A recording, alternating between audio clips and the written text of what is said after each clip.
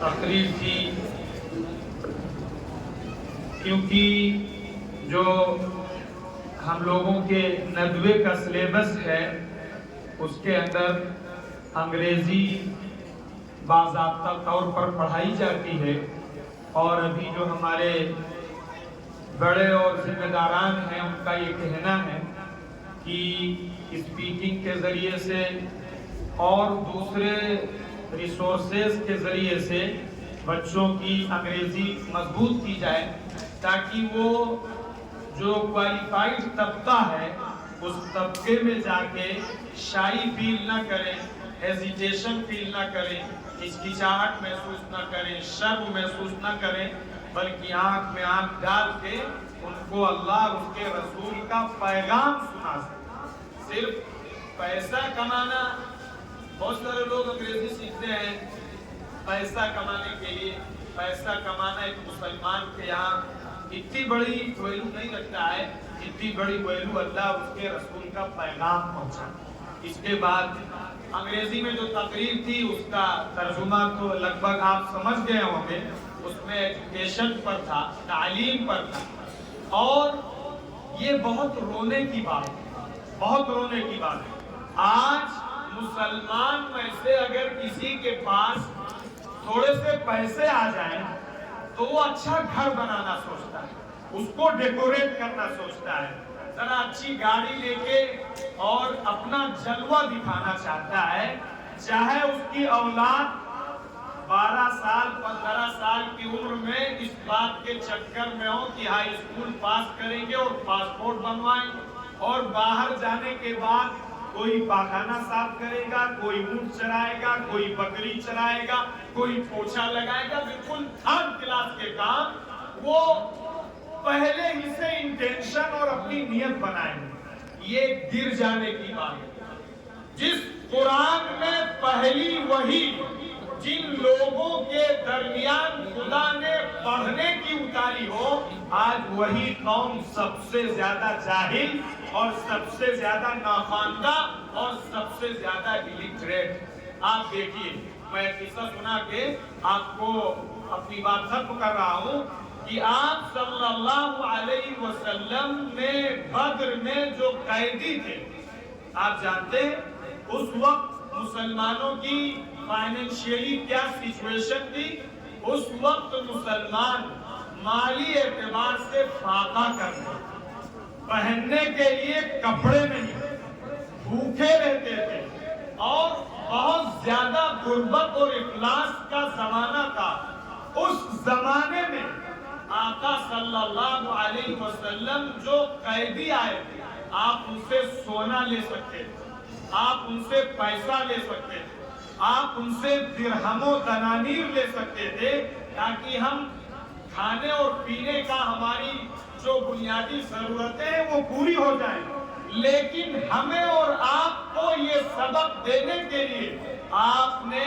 اس وقت قیدیوں سے یہ کہا تھا کہ جو پڑھا لکھا ہے، جو ایجوکیٹڈ ہے، وہ ہماری کمیونٹی کے 10 بچوں کو صرف پڑھا دے، وہی اس کا فدیہ ہوگا، میں اس کو آزاد کر دوں گا۔ یہ بتاتا ہے کہ مسلمان بھوکا رہ لے گا، مسلمان پیٹ کاٹ لے گا، مسلمان فقر و فاقے کی زندگی گزار لے گا، افلاس کی زندگی گزار لے گا، ایک وقت کھائے گا، ایک وقت اپواس کرے گا، لیکن اپنے بچے کو بہترین تعلیم و تربیت دے گا۔ ہم نے اسے چھوڑا ہے جس کی بنیاد پر آج ہم ذلیل ہیں۔ علم کا، ایجوکیشن کا، ٹیلنٹ کا، کیپیسٹی کا، ایبیلٹی کا دنیا لوہا مانگتی ہے۔ ہم نے اس میدان کو چھوڑا ہے، اور ہم نے اپنے بچوں میں بھی بہت سارے ہمارے بھائی مستری ہوتے ہیں، اپنے بچے کو اپنے کام کے ساتھ جوڑ لیتے ہیں۔ جب بچہ ان کے ساتھ جڑ جائے گا تو کبھی بچہ پڑھ نہیں سکتا ہے، پھر وہ زندگی بھر کلمی اور وصولی ہی لے گا۔ بہت سارے پروفیشنز ہیں، ہمارے کسان بھائی ہیں، وہ اپنے بچوں کو اپنے ساتھ نگانے کے لیے، کٹانے کے لیے، اور جو بھی اس میں ورکس ہوتے ہیں ان کے لیے اس کو لے جاتے ہیں۔ دھیرے دھیرے بچہ پھر اسی طرف چلا جائے گا، ہمیشہ وہ نلائے گا، ہمیشہ وہ گھوڑے گا، ہمیشہ وہ کاٹے گا، کبھی وہ بچہ اونچے اور بڑے خواب نہیں دے سکتا ہے، اس لیے کہ اس کے باپ نے اس کو بغیر کسی اس کے ان ساری چیزوں کی طرف دھکیل دیا ہے۔ کاش کی قوم رسول اللہ کے بدر کے ان قیدیوں کے پڑھانے کے میسج کو سمجھے اور اپنا ٹریک چینج کرے۔ ہمارے بچے ڈاکٹر ہوں، انجینئر ہوں، پروفیسر ہوں، سارا کچھ ہوں، لیکن سب سے پہلے وہ مسلمان ہوں۔ بہت بڑا المیہ اور رونا اس پر بھی آتا ہے کہ جو کچھ پڑھ لکھ لیتا ہے، جو پی ایم بن گیا، کوئی جج بن گیا، کوئی بڑی رینک کا جو کمپٹیشن ہوتا ہے اس کو بیٹ کر لیا، لیکن وہ اندر سے نہ مسلمان ہوتا ہے، نہ اندر سے وہ رسول اللہ کا فالوور ہوتا ہے، نہ وہ اندر سے رسول اللہ کا عاشق ہوتا ہے۔ اس میں اور ایک غیر میں کوئی فرق نہیں ہوتا ہے، صرف نام کا فرق ہوتا ہے۔ آپ جائیں گے تو آپ کے کان کو پینڈنگ میں ڈالے گا، کوئی زعفرانی رنگ والا آئے گا تو اس کا کام کر دے گا، صرف یہ پروف کرنے کے لیے کہ میں لیبرل ہوں، میں سیکولر ہوں، میں اپنی کمیونٹی کو پیچھے دھکیلنے والا ہوں۔ ایسے لیبرل پن پہ اور ایسے دہریت پہ اور ایسے پڑھے لکھے لوگوں پہ میرے عزیز و بزرگوں دوستوں ہمیں تھوکنا بھی نہیں چاہیے۔ اس لیے ہماری یہ کوشش ہے، ہم لوگوں نے یہ پلان کیا ہے اور اللہ تعالیٰ آپ حضرات کے ساتھ کے ذریعے سے اس پلان کو ہم پورا کریں گے کہ جو ہمارے علاقے کے بچے ہیں، ہائی اسکول میں ہوتے ہیں، 9th اور 10th میں ہوتے ہیں، اس وقت ان بچوں کا ایک مائنڈ سیٹ کرنا ہوتا ہے، ان کو خواب دکھانے ہوتے ہیں، ان کو سمجھانا ہوتا ہے اور ان کی فیلڈ جو ہے وہ سلیکٹ کرنی ہوتی ہے۔ لیکن جو پڑھے لکھے لوگ ہیں وہ صرف پیسہ کمانے، 2 سے 4 کے چکر بنانے میں، شادی کرے گا تو 1 کروڑ خرچ کرے گا، اور جب اللہ اس کے رسول اور ایجوکیشن اور تعلیم اور مدرسے کا نام آئے گا تو کہے گا مولانا صاحب ایڈجسٹمنٹ نہیں ہوگا۔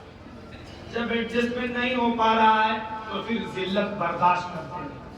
پھر ذلت برداشت کرتے رہیے، پھر آپ ذلیل و مسکین بنے رہیے۔ آپ نے جن پیسوں سے گھر کھڑا کیا ہے، اگر آپ نے اپنی قوم کو ایجوکیٹ کر کے اسٹرانگ نہیں کیا تو آپ کے گھروں پہ آنے والے دنوں میں جو کچھ ہوگا اور ہو رہا ہے، خدا سب کی حفاظت فرمائے۔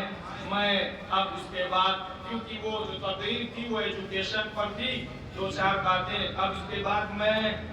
اقبال کو دعوت دیتا ہوں جو رام نگر سے تعلق رکھتے ہیں کہ وہ آئیں اور اپنی انگریزی میں تقریر پیش کریں۔ اس کے بعد چھوٹے بچوں کا پروگرام ہوگا اور